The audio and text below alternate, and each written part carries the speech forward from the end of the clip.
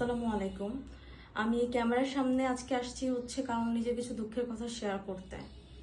আমার গ্রামের বাড়ি খুলনা। আমার আসলে জীবনটা অনেক কষ্টের।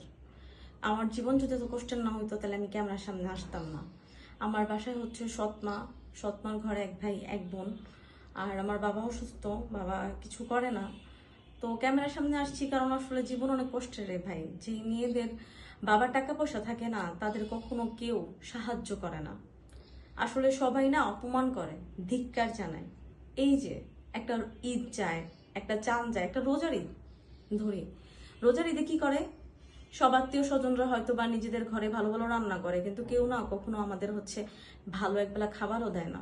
অনেক খারাপ ব্যবহার করে। যদি কখনো যাই কোনো আত্মীয়ের বাসায় ঈদের সময়, বলে কি এই যে চলে আসছে খাওয়ার জন্য। তো এইরকম ছোটখাটো আসলে অনেক কষ্ট প্রতিবেদনে আসার কারণ হইতেছে, আল্লাহ যদি এবার মুখের দিকে তাকায়, একটা যদি ভালো মানুষ পাই। কিন্তু একটা সমস্যা কি, ভালো মানুষ হয়তো বা প্রথমে তারা ভালো থাকে, ভালো ব্যবহার করে, যে হ্যাঁ ঠিক আছে তোমার সব দায়িত্ব আমি নিবো। কিন্তু 15-20 দিন যেতে যেতে না মানুষটার পরিবর্তন হয়ে যায়। কেন? কারণ সে দেখা যায় যে না তোমার প্রতি দায়িত্ব পালন করতে পারো, কিন্তু যে আমার এই সমস্যা ওই সমস্যা দুনিয়ার সমস্যা দেখা কাটায় পড়ে। কিছু কিছু মানুষ আছে যারা প্রতিবেদনের মেয়েদের নিয়ে খেলে। এদের আসলে বিয়ে শাদী করার কোনো ইচ্ছা নাই।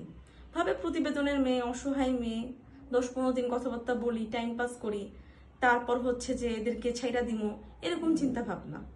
ভাই, একটা অসহায় মেয়েরে যদি আপনি বিয়ে শাদী না করেন, তাহলে কেন তাদেরকে নিয়ে যে এই প্রতারণাগুলো করেন আপনারা বলেন?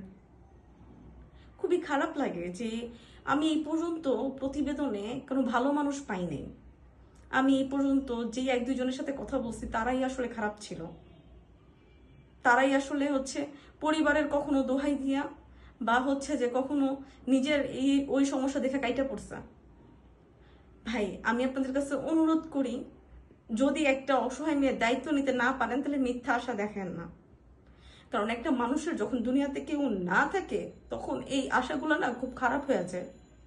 মিথ্যা আশায় ভাবি যে এখন জীবনটা পরিবর্তন হইব, কিন্তু অভাগীর জীবন তো কখনো পরিবর্তন হয় না, তাই না? অভাগী যেদিকে যায় সাগর শুকায় যায়।